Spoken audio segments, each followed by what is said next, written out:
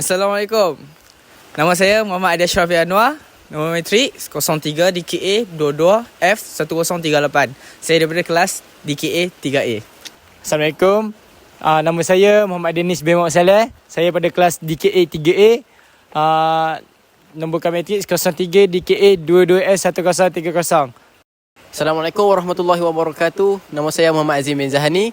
Nombor matrik 03 DKA 22F1042. Saya dari kelas DKA 3A. Assalamualaikum. Nama saya Muhammad Denis. Okey, sekarang kami berada di Taman Tengku Sarina 2, Jitra. Okey, kami memilih di kawasan belakang perumahan. Iaitu di longkang besar. Terdapat cerun yang tinggi iaitu di belakang perumahan. Kami memilih tempat ini kerana terdapat pelbagai retakan yang berlaku di setiap cerun. Dia dapat membahayakan penduduk iaitu kami akan menerangkan fungsi dan selebihnya kepada video next. Okey. Sekian, terima kasih. Assalamualaikum warahmatullahi wabarakatuh. Nama saya Muhammad Azim bin Zahani. Jadi sekarang saya akan terangkan tentang fungsi-fungsi cerun. Jadi yang pertama adalah meningkatkan kestabilan tanah. Jadi apabila cerun ni dibuat, dia akan dapat meningkatkan kestabilan tanah. Jadi yang kedua adalah memastikan keselamatan pengguna. Jadi cerun ni dia dapat mengurangkan risiko seperti tanah runtuh ataupun longsor tanah. Jadi ia dapat mengurangkan risiko kepada pengguna. Dan yang terakhir adalah kawalan hakisan. Jadi kawalan hakisan, cerun ni apabila dia buat dengan sudut yang tepat, dia dapat mengurangkan hakisan tanah ataupun orang panggil longsor tanah. Jadi itu saja daripada saya. Sekian, terima kasih.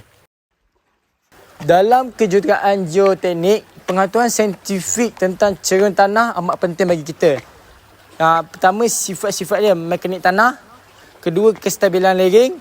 Yang ketiga, faktor-faktor melibatkan kestabilan tanah. Yang pertama, pasal mekanik tanah. Dia tanah perlulah lembut dan kuat. Yang kedua ialah kestabilan lereng. Tanah yang padat lebih stabil, iaitu lebih padat dan stabil tanah tersebut. Yang ketiga ialah faktor-faktor yang mempengaruhi tanah. Ia disebabkan aktiviti manusia seperti pembangunan dan penggalian. Itu saja. Okey, seterusnya saya akan terangkan tentang ukuran. Dan saya Muhammad Adi Ashraf bin Anwar. Okey. So, tentang longkang ni, untuk dia punya kecerunan dia adalah 2.4 meter. Dan lebar longkang air mengalir sebanyak 1.7 meter. Dan tinggi longkang ini sebanyak 2 meter. Okey. So, panjang daripada sini ke sini, longkang sini yang sampai ke sana adalah sebanyak 5.5 meter. Dan panjang air mengalir ni, panjang longkang ini agak-agaknya dalam sekurang-kurangnya 2 kilometer. Okey, sekian. Terima kasih. Okey, bersama lagi dengan saya untuk bahagian seterusnya, saya akan menerangkan tentang longkang ini untuk penambahbaikannya supaya kekal terjaga dan elok.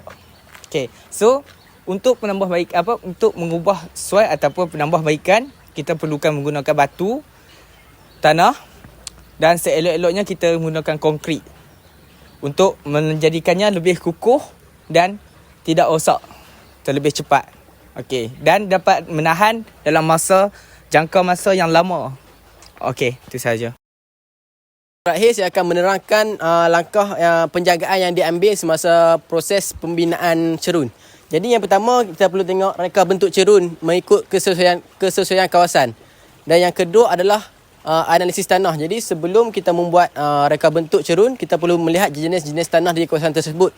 Sama ada tanah berpasir ataupun tanah liat. Dan yang terakhir adalah bagi mengukuhkan kestabilan cerun, kita perlu menggunakan material-material yang kukuh. Contohnya seperti batu yang keras, konkrit dan sebagainya.